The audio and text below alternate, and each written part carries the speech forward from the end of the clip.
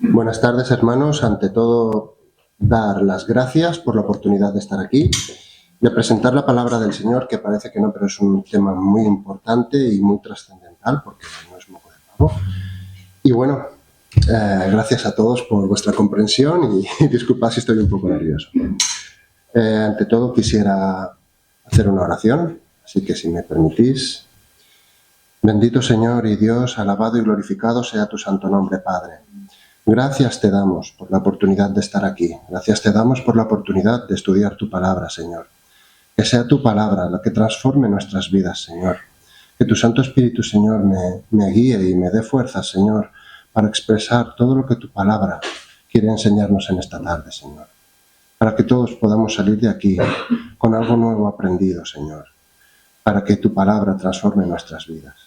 Te damos las gracias, te alabamos y te bendecimos en el bendito y santísimo nombre de tu Hijo amado Jesús. Amén y amén. Amén. Bueno, empezaré pues por una pequeña introducción. Son datos que son acerca de todo lo que es el libro de Isaías, pero nos viene bien para conocer un poco acerca del libro. Entonces, para que lo sepamos, más o menos el 60% de todo el libro de Isaías es profecía, enteramente. Es profecía sobre el pueblo de Israel, sobre el pueblo de Judá, sobre Asiria, sobre los países vecinos, incluso sobre Egipto.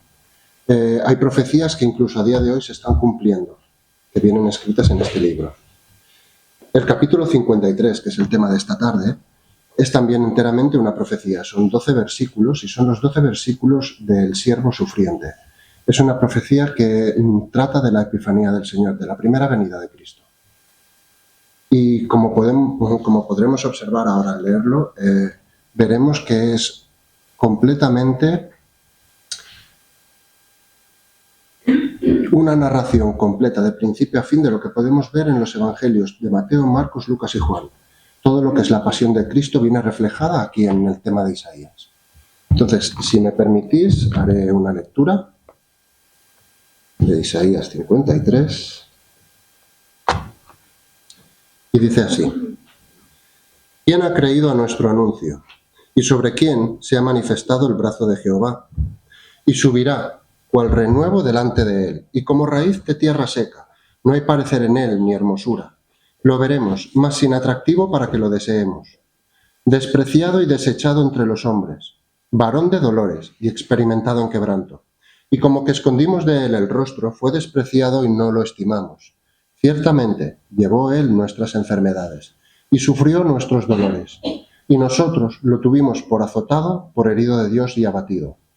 Mas él, herido fue por nuestras rebeliones, molido por nuestros pecados.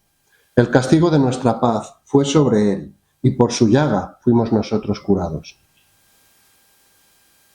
Todos nosotros nos descarriamos como ovejas, cada cual se apartó por su camino, mas Jehová cargó en él el pecado de todos nosotros. Angustiado él y afligido no abrió su boca. Como cordero fue llevado al matadero, y como oveja delante de sus trasquiladores, enmudeció y no abrió su boca. De la cárcel y del juicio fue quitado. ¿Y su generación, quién la contará? Porque fue cortado de la tierra de los vivientes, por la rebelión de mi pueblo fue herido. Y se dispuso con los impíos su sepultura, mas con los ricos fue en su muerte, aunque nunca hizo maldad ni hubo engaño en su boca. Con todo eso, Jehová quiso quebrantarlo, sujetándolo a padecimiento. Cuando haya puesto su vida en expiación por el pecado, verá descendencia, vivirá por largos días, y la voluntad de Jehová será en su mano prosperada. Verá del trabajo de su alma, y será saciado. Con su conocimiento justificará mi siervo justo a muchos, y él llevará las iniquidades de ellos. Por tanto, yo le daré parte con los grandes, y con los fuertes repartirá despojos, por cuanto derramó su vida hasta la muerte, y fue contado con los transgresores, habiendo él llevado el pecado de muchos y orado por los transgresores. Entonces, más datos acerca de Isaías. Isaías era de origen noble, era hijo de Amoz, que se cree que era hermano del rey Uzías, por tanto era sobrino del rey. Recibió su su llamado en el último año del reinado del rey Uzías y ejerció su ministerio durante los reinados de los reyes Uzías, Jotam, Acaz y Ezequías de Judá. De estos cuatro reyes hubo 3 reyes que fueron más o menos fieles a la palabra de Jehová. Concretamente Acaz fue bastante malo, aunque al final de su vida se reformó un poco. El libro de Isaías fue escrito en el siglo VIII a.C., unos 700 años antes de la venida del Señor.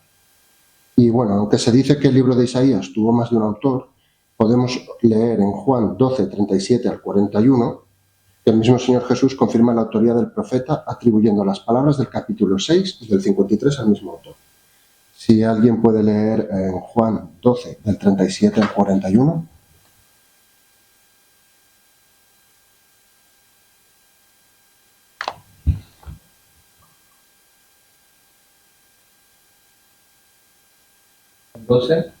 Del 37 al 41.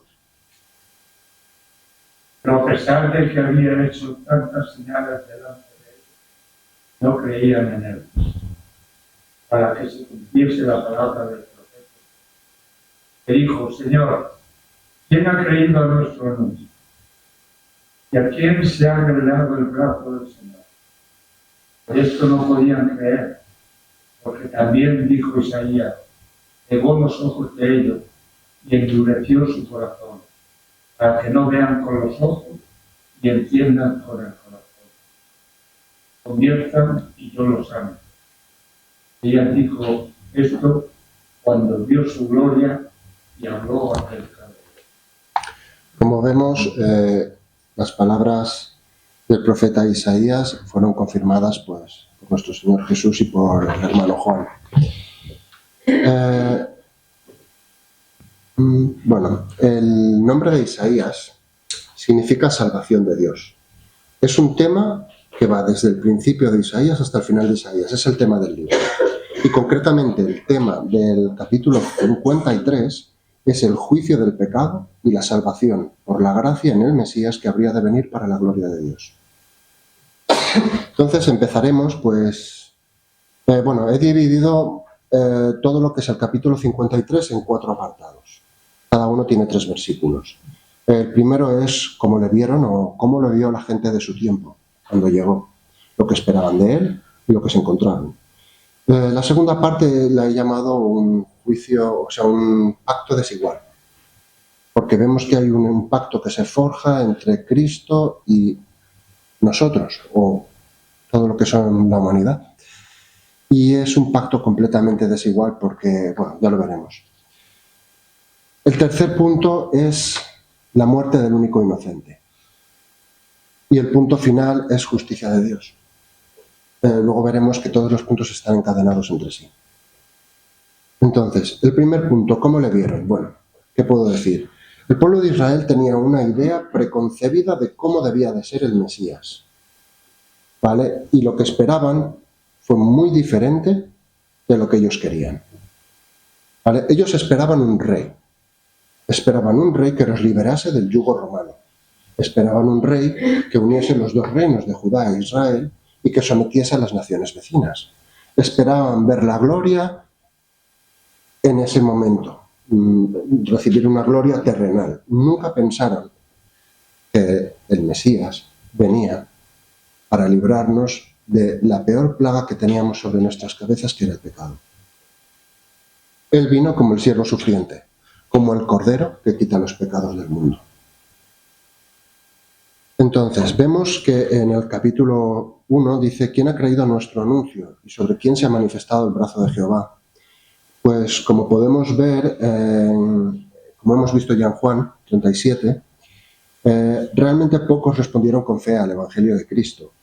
Ellos simplemente esperaban un rey y no se esperaban a alguien humilde, sencillo, a un simple maestro que venía a traer paz, amor y arrepentimiento. Cuando vemos que dice sobre quién se ha manifestado el brazo de Jehová, esta expresión quiere decir sobre quién se ha manifestado el poder de Jehová, el poder del Señor.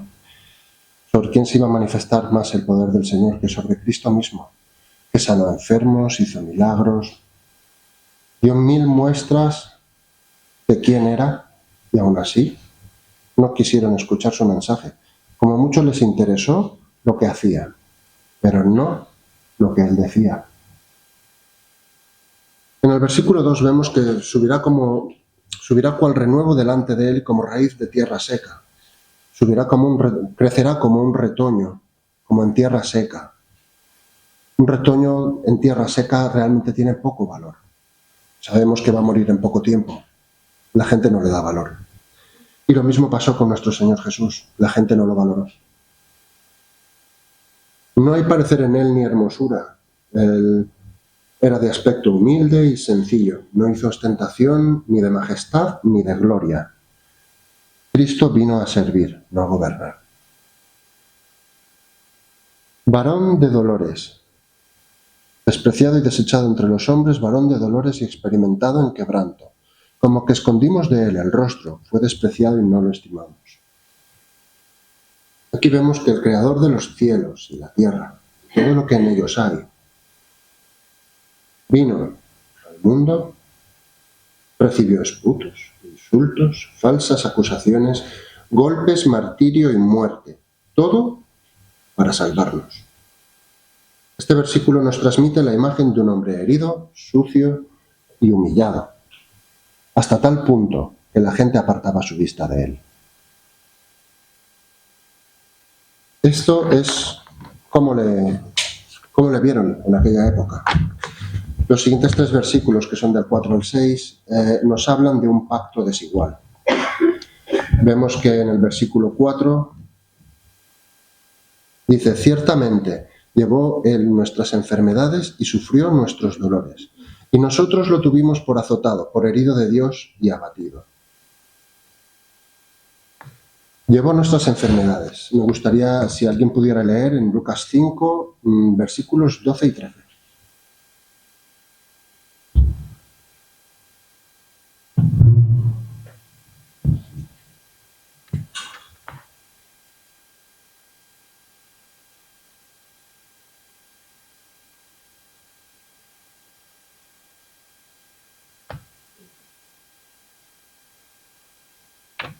Lucas 5, versículos 12 y 13. Sucedió que estando él en una de las ciudades, se presentó un hombre lleno de lepra, el cual, viendo a Jesús, se postró con él, rostro en tierra, y le rogó, diciendo: Señor, si quieres, puedes limpiarme. Entonces, extendiendo él la mano, le tocó, diciendo: quiero, sé limpio. Y al instante la lepra se fue de él.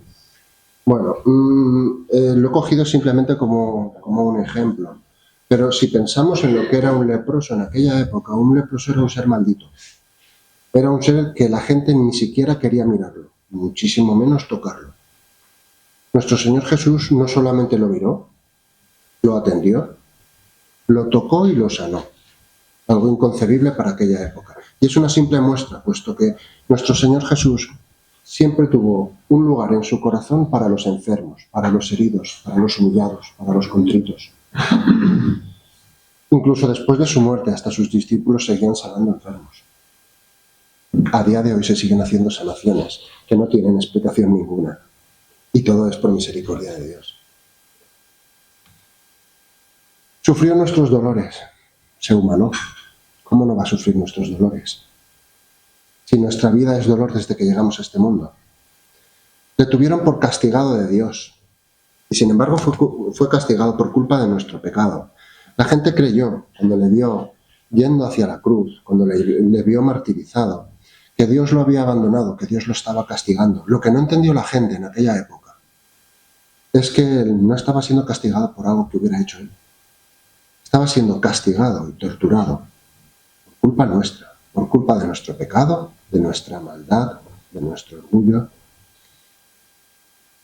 Él llevó todo nuestro pecado en esa cruz para que nosotros pudiéramos ser salvos. El versículo 5. Mas él herido fue por nuestras rebeliones, molido por nuestros pecados. El castigo de nuestra paz fue sobre él, y por su llaga fuimos nosotros curados. El fruto de sus heridas, de su castigo y de su llaga, nuestra salvación y sanidad. Dicho de otra manera, nuestra salvación y sanidad dependían de que Él sufriera heridas, fuera castigado y sufriera llagas.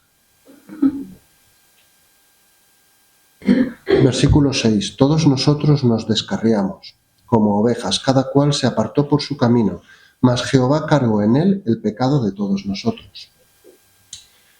Aquí vemos que Dios le imputa toda nuestra culpa a Él. Dios nos imputa su justicia a nosotros. Por tanto, nosotros somos justificados por la fe.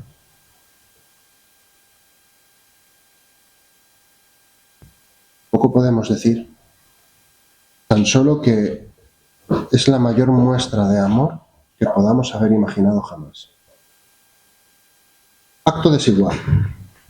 Bueno, un pacto ante todo es un tratado entre dos partes o más que se comprometen a cumplir lo estipulado. Por una parte tenemos a Cristo, por otra parte estamos nosotros. Entonces vamos a ver qué es lo que recibe una parte, qué es lo que recibe la otra parte. ¿Cristo qué recibió? Recibió de nuestra parte el odio, mentira, lujuria, asesinatos, pecado y maldad. Todo lo malo que había en nosotros se lo llevó Él. ¿Qué es lo que recibimos nosotros?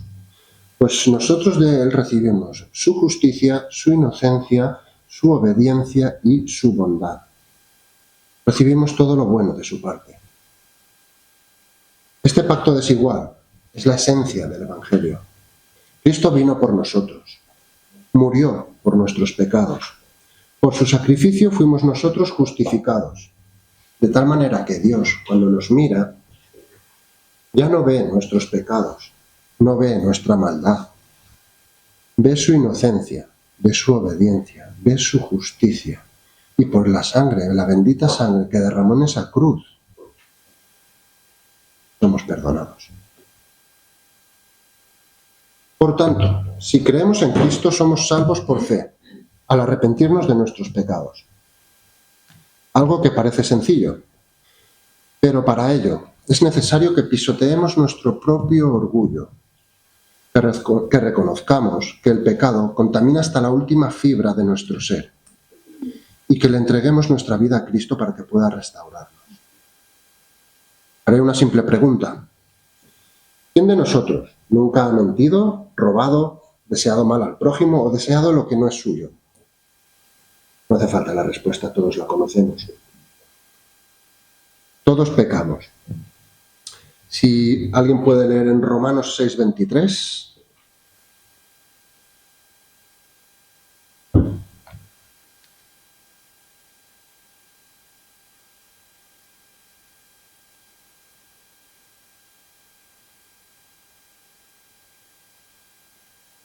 Porque la paga del pecado es muerte, mas la dádiva de Dios es vida eterna en Cristo Jesús. Aquí lo vemos. También podemos leer en Romanos 3, del 23 al 24.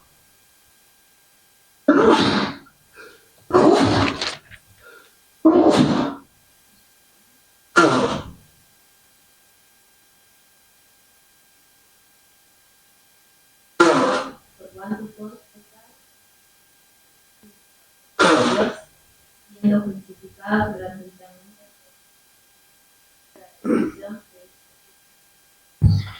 Como vemos aquí, el fruto de ese pacto extraño que se forjó entre Cristo y la humanidad es un camino, es una vía abierta para que la humanidad pueda alcanzar la salvación que perdió en el Edén. Todo el pecado, toda la maldad que nos contaminó puede ser purificada por el único ser que fue capaz de cumplir toda la ley de Dios. Y a su vez estuvo dispuesto a dar su vida para que nosotros, que no pudimos cumplir esa ley, seamos hallados inocentes delante de Él. Él pagó el precio que nosotros teníamos que pagar. Isaías 53, del 7 al 9, la muerte del único inocente. Angustiado él y afligido no abrió su boca. Como cordero fue llevado al matadero y como oveja delante de sus trasquiladores, enmudeció y no abrió su boca. En este versículo vemos la absoluta obediencia de Cristo a la voluntad del Padre. Realmente este versículo es una descripción muy acertada de lo que ocurre cuando se sacrifica un cordero. No emite ni un triste balido, simplemente obedece al que lo lleva y lleva hasta que llega a su fin. Ni siquiera cuando lo están degollando emite un sonido. Prueben a hacerlo con otro animal. Es lo que ocurre. Versículo 8. De la cárcel y del juicio fue quitado, y su generación, ¿quién la contará? Porque fue cortado de la tierra de los vivientes, por la rebelión de mi pueblo fue herido. Bueno, vemos que no tuvo un juicio justo. No fue a prisión. Es curioso porque Pilato, que era el que lo juzgaba en última instancia, reconoció no hallar culpa en él ni delito alguno. Y sin embargo, fue entregado a la voluntad del pueblo y condenado a morir. No tuvo oportunidad de apelar, fue condenado y la sentencia fue consumada sin esperas. Murió joven sin dejar descendencia. Dio su vida por nuestras rebeliones.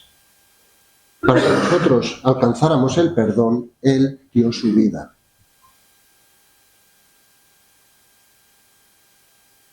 Versículo 9. Y se dispuso con los impíos su sepultura, mas con los ricos fue en su muerte, aunque nunca hizo maldad ni hubo engaño en su boca. Bueno, me voy a salir un poco del tema, pero voy a decir que, según la ley romana de la época, la condena a muerte por crucifixión buscaba la máxima humillación del condenado. No acababa con la muerte. El cuerpo era dejado expuesto para que lo devorasen las aves y los perros. Los huesos se tiraban a un basurero a las afueras de Jerusalén, que se llamaba Gehenna. A día de hoy sigue siendo un lugar maldito. A veces, para evitar rebeliones, permitían enterrar los cuerpos. Si nadie reclamaba el cuerpo, acababa en una fosa común. Y esto solamente en territorio de Israel, porque en los otros pueblos directamente se dejaba sobre el madero. Sin embargo, un seguidor de Jesús, José de Arimatea, reclamó el cuerpo de Cristo. Lo depositó en un sepulcro nuevo que había comprado para uso familiar. Era un hombre de bien y esos sepulcros eran para gente acaudalada. Aún teniendo la muerte de un delincuente, en su muerte recibió el entierro de un rico. Nuevamente se cumple la profecía. A pesar de la absoluta inocencia y bondad de nuestro Señor, no halló misericordia alguna. Podemos ver aquí 3 puntitos pequeños. El único inocente en toda la historia de la humanidad fue acusado y condenado por un delito que no había cometido, en el juicio más falso e injusto de toda la historia. Resultado, murió por nosotros. A día de hoy un juicio así sería un chiste. Lo declaran inocente y lo condenan a muerte. A nivel espiritual se sucedía otro juicio. Dios mismo estaba juzgando el pecado de la humanidad. Y es aquí donde Cristo asumió la culpa por nuestros pecados, para que la justicia de Dios fuera consumada, para que la justicia de Dios fuera satisfecha. El único inocente dio su vida para darnos vida. Y cuando se consumó la justicia de Dios, el velo del templo se rasgó de arriba abajo, como muestra de ello. El precio fue pagado. Todo aquel que en él crea y se arrepienta es perdonado. Todos nosotros, que merecemos la muerte por nuestro pecado, recibimos la vida por su amor y misericordia. Si podemos leer Juan 3, del 16 al 18,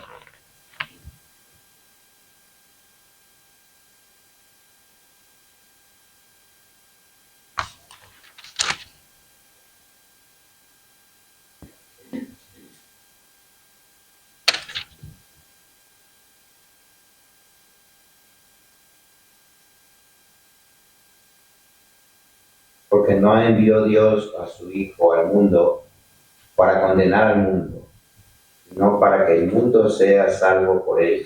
del 16 también. Porque de tal manera amó Dios al mundo que ha dado a su Hijo unigénito para que todo aquel que no se pierda. Porque no envió Dios a su Hijo al mundo para condenar al mundo, el mundo sea salvo por él. El que en él cree no es condenado, pero el que no cree ya ha sido condenado, porque no ha creído en el hombre de Dios.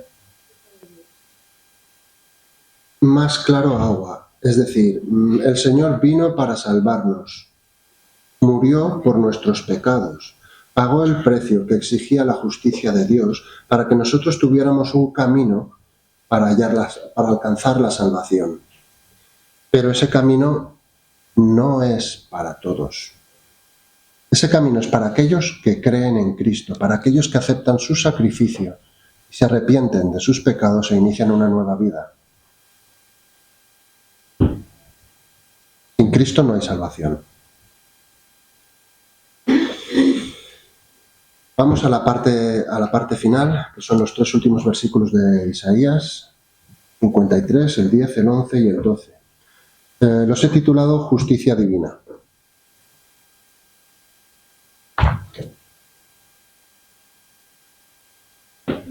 Con todo eso, Jehová quiso quebrantarlo, sujetándolo a padecimiento. Cuando haya puesto su vida en expiación por el pecado, verá descendencia, vivirá por largos días, y la voluntad de Jehová será en su mano prosperada. Aquí vemos que fue la voluntad de Dios quebrantarlo, que conociera de primera mano el sufrimiento. Fue la voluntad de Dios que diera su vida en esas condiciones. Fue la voluntad de Dios que resucitase. Vio linaje, porque de su sacrificio surgió la vida.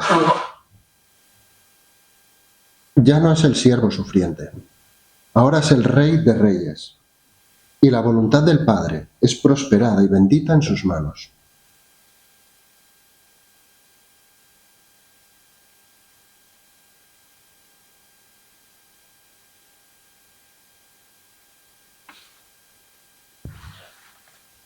Versículo 11. Verá del trabajo de su alma y será saciado. Con su conocimiento justificará mi siervo justo a muchos y él llevará las iniquidades de ellos. Cuando vio el fruto del dolor de su alma, quedó satisfecho. ¿Cuál es ese fruto, os parece? Os diré que son los millones de almas que alcanzaron la salvación por su sacrificio y que le estarán eternamente agradecidas. Por su conocimiento justificará. El conocimiento de Cristo y su sacrificio sigue trayendo salvación a millones de personas a día de hoy, sin contar a los que se salvarán en el futuro. Él en esa cruz cargó todas nuestras iniquidades y nuestros pecados. Versículo 12. Por tanto, yo le daré parte con los grandes y con los fuertes repartirá despojos, por cuanto derramó su vida hasta la muerte y fue contado con los transgresores, habiendo él llevado el pecado de muchos y orado por los transgresores. Dios no deja sin recompensa a sus hijos. ¿Cómo no recompensar a su primogénito que derramó su vida hasta las últimas consecuencias? En una cruz, sufriendo el destino de un malhechor, de un criminal. Dicho de otra manera, Dios siempre recompensa la obediencia de sus hijos. La obediencia de sus hijos siempre trae bendición. Y a aquel que obedeció hasta la muerte, ¿cómo no iba a ser recompensado? Entonces, hemos visto primero cómo le vieron.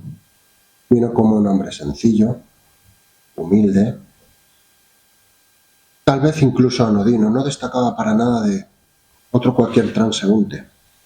Sin embargo, era poderoso en palabras, traía un mensaje muy concreto y el poder de Dios se manifestaba en él a través de sus actos. Aún así, no le escucharon, no quisieron entender, no quisieron aceptar el mensaje que él traía, que era lo más importante. Por tanto, se forjó un pacto desigual. Cristo aceptó toda nuestra maldad, todos nuestros pecados, todo nuestro dolor, nuestras miserias y nuestras maldades para llevarlas consigo en la cruz y por a nosotros su inocencia, su bondad, su justicia, su obediencia. Como resultado de todo esto, el único inocente en toda la historia de la humanidad fue asesinado de la forma más vil y cruel, en una farsa de juicio que no tenía sentido. Sin embargo, mientras esto sucedía, a nivel espiritual, había algo que tenía muchísimo sentido. La justicia de Dios estaba siendo saciada. La paga del pecado es muerte.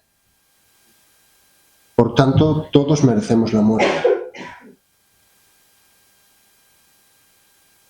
Si no había nadie que satisfaciera la ley de Dios, si no había nadie que cumpliese toda la ley de Dios y estuviese dispuesto a pagar el precio de nuestros pecados, nosotros a día de hoy no tendríamos salvación.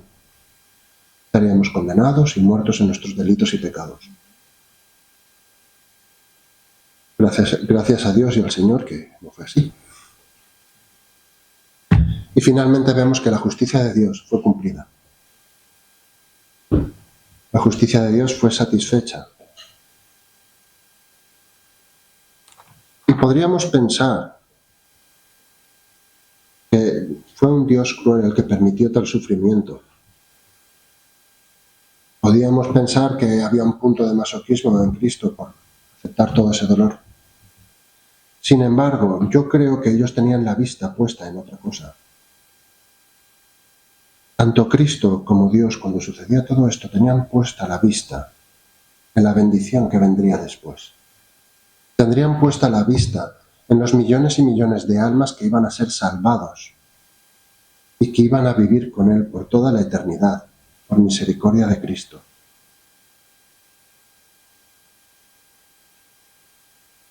Si el siervo sufriente venció por su obediencia, nosotros podemos vivir por fe, por nuestra fe en Él y en su obra.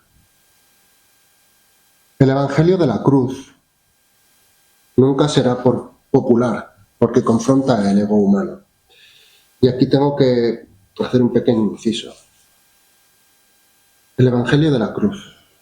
Planteémonos lo que significa la conversión de un ser humano.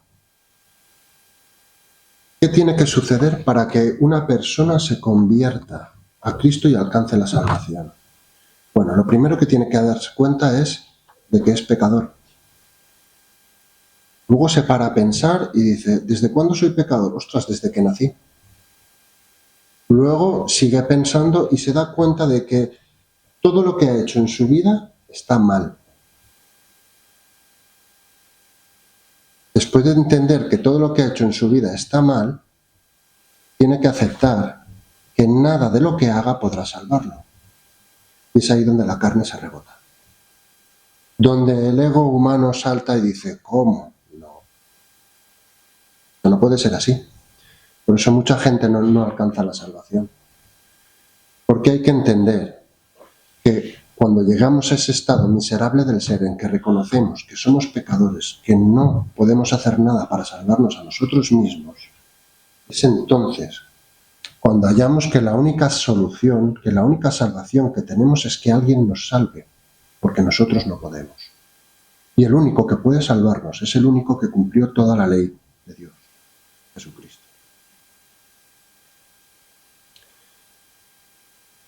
El misterio del Evangelio consiste en que cada uno de nosotros mire hacia la cruz y responda con humildad. La justificación del pecador no es automática. La reciben quienes creen y se arrepienten sinceramente. Por tanto, como ya he dicho antes, sin Cristo no hay salvación. Y finalmente quisiera leer en Apocalipsis 21, del 1 al 8. Esta vez lo leeré yo. Y vi un cielo nuevo y una tierra nueva, porque el primer cielo y la primera tierra pasaron, y el mar no existía más. Y yo, Juan, vi la santa ciudad, la nueva Jerusalén que descendía del cielo de Dios, dispuesta como una esposa ataviada para su marido. Y oí una gran voz del cielo que decía: He aquí el tabernáculo de Dios con los hombres, y Él morará con ellos, y ellos serán su pueblo, y Dios mismo estará con ellos como su Dios. Y enjugará Dios toda lágrima de los ojos de ellos, y no habrá más muerte, ni habrá más llanto, ni clamor, ni dolor, porque las primeras cosas pasaron. Y el que estaba sentado en el trono dijo: He aquí, yo hago nuevas todas las cosas. Y me dijo: Escribe, porque estas palabras son verdaderas y fieles. Y me dijo: Hecho está. Yo soy el Alfa y la Omega, principio y fin. Al que tiene sed, yo le daré gratuitamente de la fuente del agua de la vida. El que venza heredará todas las cosas, y yo seré su Dios, y él será mi hijo. Mas, para los cobardes e incrédulos, para los abominables y homicidas, para los fornicarios y hechiceros, para los idólatras y para todos los mentirosos, su parte será en el lago que arde con fuego y azufre, que es la muerte segunda. Como vemos, la recompensa del Señor es maravillosa. Sin embargo, hay una advertencia muy clara aquí. Muchos somos creyentes. Muchos, quiero pensar que todos, nos creemos salvos. Pero hay un punto aquí que nos dice que ni mentirosos, ni fornicarios, es decir, todos aquellos que practican el pecado, no alcanzarán la salvación. Así que si crees en Cristo y practicas el pecado, mi amigo, tienes un grave problema.